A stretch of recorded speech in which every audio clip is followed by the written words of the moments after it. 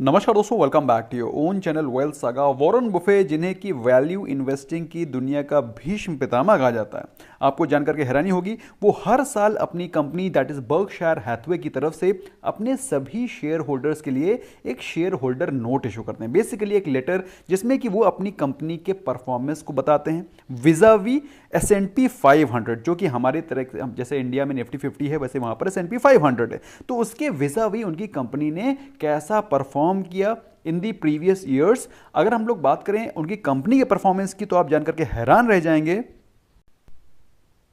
कि Berkshire Hathaway ने, अगर आप देखें तो 1965 से लेकर आज तक, that is almost close to 55 years, अगर हाँ या एग्जैक्टली 55 ईयर्स हो चुके हैं।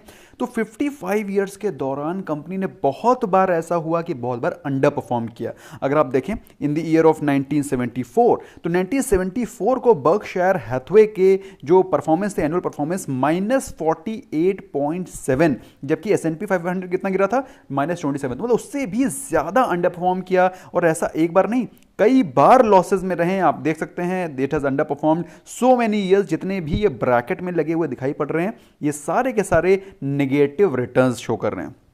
तो आप देख सकते हैं बर्कशायर हैथवे ने कितने सालों में नेगेटिव रिटर्न्स भी शो किए। लेकिन अगर आप बात करें अभी ओवरऑल गेन की, दैट इज सिंस 1964 टू 2020, आप जानकर के हैरान रह जाएंगे कि बर्कशायर हैथवे का जो परफॉर्मेंस है over here which you can see now, तो बर्कशायर हैथवे में की जो कैपिटल, इनिशियल कैपिटल जो इन्वेस्ट हुई थी, उसने कितने परसेंट कंपाउंडिंग करी है? 2810526%। मतलब अगर 1 लाख रुपए लगाया होता इन S&P 500, तो वो अब हो गया होता 23 लैक्स। तो 23 गुना बढ़ा इन 55 ईयर्स। जबकि बर्कशायर हैथवे का इन्वेस्टमेंट कितना हुआ? 2810 टाइम्स। तो जो कि आपको बताता है कि स्टॉक मार्केट में आपको निवेशित रहना जरूरी है, और निवेशित रह करके उसमें उतार चढ़ाव आएंगे। Market will fall, market will go up, market will fall, market will go up, लेकिन अल्टीमेटली मार्केट को ऊपर ही जाना है। तो जो अभी रिसेंटली उन्होंने लेटर इशू किया, उसमें कई सारी चीजें गौरतलब हैं, उनको हमें जानना जरूरी है। उसके बारे में भी हम लोग कुछ इंपॉर्टेंट हाइलाइट्स हैं, देख लेते हैं।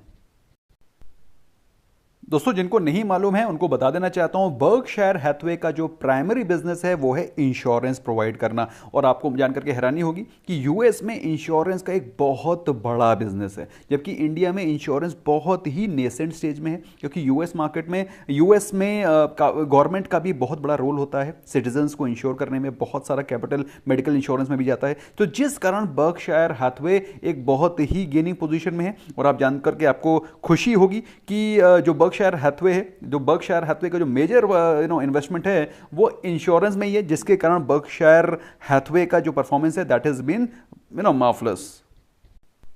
अभी काफ़ी ज़्यादा फ्यूरोर चल रहा है मार्केट में कि बॉन्ड यील्ड्स बढ़ रही हैं, बॉन्ड यील्ड्स ऊपर जा रही हैं, तो क्या हमें बॉन्ड्स में इन्वेस्ट करना चाहिए। अभी आपको बहुत सारे वीडियोस दिखाई पड़ेंगे जिसमें कि लोग आपको बॉन्ड्स को बाय करने की बहुत सारी एडवाइस देंगे कि आप बॉन्ड्स में इन्वेस्ट कर सकते हैं, बॉन्ड की यील्ड्स ऊपर जा रही हैं। भाई, ये तो मार्केट है, जो भी चीज़ ऊपर जाएगी उसमें आपको कई सारे ओपिनियंस दिखाई पड़ना शुरू हो जाएंगे। लेकिन अगर हम लोग बर्कशायर हैथवे की, दैट इज़ वॉरेन बफे की एडवाइस माने, तो उन्होंने बोला है कि bonds are not the place to be these days. इस समय बॉन्ड में इन्वेस्ट करना एकदम बहुत बड़ी बेवकूफ़ी है। ऐसा मैं नहीं बोल रहा हूं, ऐसा वॉरेन बफे जी बोल रहे हैं उनके लेटर में, जो कि आपके सामने है, दिखाई पड़ रहा है।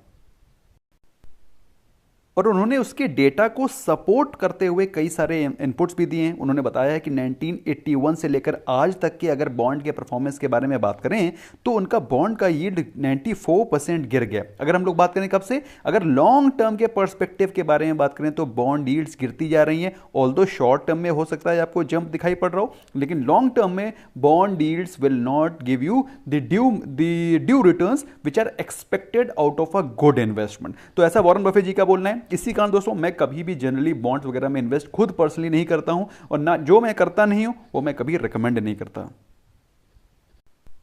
और बल्कि उसकी डेटा को सब्सटैंशिएट करके उन्होंने कई और भी चीज़ें बताई हैं कि जर्मनी जापान में इन्वेस्टर्स को नेगेटिव रिटर्न्स मिले हैं। और दोस्तों जिनको नहीं मालूम उनको बता देना चाहता हूं, बॉन्ड्स भी कई प्रकार के होते हैं। गवर्नमेंट बैक्ड से होते हैं, कॉर्पोरेट बॉन्ड्स भी होते हैं। कॉर्पोरेट बॉन्ड्स तो एक्सट्रीमली हाई रिस्क होते हैं, अब आपको मालूम होना चाहिए, जैसे कि DHFL और इस प्रकार की जो प्राइवेट कंपनीज हैं जिनके की बॉन्ड्स इन्होंने कंपनी के बॉन्ड्स शेयर होल्डर्स को इशू किए थे, उनके पैसे भी उनको नहीं मिले, इंटरेस्ट तो छोड़ दें। तो आप बॉन्ड्स में इन्वेस्ट कर रहे हैं तो बॉन्ड की यील्ड में भी शॉर्ट टर्म में जंप कर रही हो, लेकिन अगर आप लॉन्ग टर्म में देखेंगे तो बॉन्ड की यील्ड आपको डिप करती हुई दिखाई पड़ेगी vis a vis the good quality blue chip quality stocks. तो भाई उनके जो लेटर थे, उनके उसमें तो लेटर 14 पेज का लेटर है, जैसा कि आप देख सकते हैं 14 पेज के लेटर में बहुत सारा ज्ञान है, बहुत सारा इन्फॉर्मेशन उन्होंने दिया है कि अगर आपको दोस्तों ये if you want to read this letter तो मैं इसको अपने टेलीग्राम चैनल पे पोस्ट कर दूंगा, you can read it at your own time. लेकिन दोस्तों अगर हम लोग बात करें, जो उन्होंने कुछ इंपॉर्टेंट चीज़ें बोली हैं उनमें से एक इंपॉर्टेंट चीज़ को उन्होंने दोबारा हाईलाइट किया कि अगर आप अच्छे स्टॉक्स में निवेशित हैं, अगर आपने अच्छे स्टॉक्स में इन्वेस्ट कर रखा है तो आपको, उन्होंने बोला हुआ है कि over the time the share holder will enjoy dividend and also capital gain just as long as it never gets tempted to make changes in the original selection. उन्होंने एक कॉमन शेयर होल्डर को एक monkey से compare किया है और बोला है कि अगर एक मंकी को भी दे दिया जाए और वो 50 डार्ट मारेगा तो भी अच्छे स्टॉक्स को सिलेक्ट कर लेगा। तो बेसिकली कहने का मतलब क्या है? कहने का मतलब ये है कि अच्छे स्टॉक्स को सिलेक्ट करो और उनको होल्ड करो। और बेस्ट चीज़ क्या है कि डिविडेंड और कैपिटल गेन दोनों आप पाइए। अगर आप डिविडेंड मिस कर जा रहे हैं, जैसा कि जनरली म्यूचुअल फंड्स में होता है कि आपको डिविडेंड नहीं मिल पाता, अगर आप डिविडेंड वाला ऑप्शन चूज कर लेते हैं तो आपको कैपिटल गेन नहीं मिल पाता। और अगर कैपिटल गेन मिलता भी है तो आप बोनसेस मिस कर जाते हैं। तो उसके लिए बहुत ही बढ़िया ऑप्शन है WSG स्टार SIP, जिसमें कि आपको डिविडेंड भी मिलेगा, आपको बोनसेस भी मिलेंगे और लॉन्ग टर्म में अगर आपने अपने स्टॉक्स के सिलेक्शन को मेंटेन रखा और ज़्यादा चर्निंग भी नहीं करी तो भी आपके पास अच्छी खासी कैपिटल इंक्रीज होगी। तो दोस्तों you can take your choice और इस लेटर को मैं टेलीग्राम चैनल पर पोस्ट कर दूंगा ताकि आप इसको अपने टाइम पर पढ़ सकें। बहुत ही इंपॉर्टेंट बातें हैं, बहुत ही इंपॉर्टेंट चीज़ें वो शेयर करते हैं और अपने हर साल अपने लेटर्स को पोस्ट करते हैं वॉरेन बफे जी। तो you must watch this, you must understand the psychology which is going on in the contemporary investing scenario. That's all from my side, friends. Bye bye for now.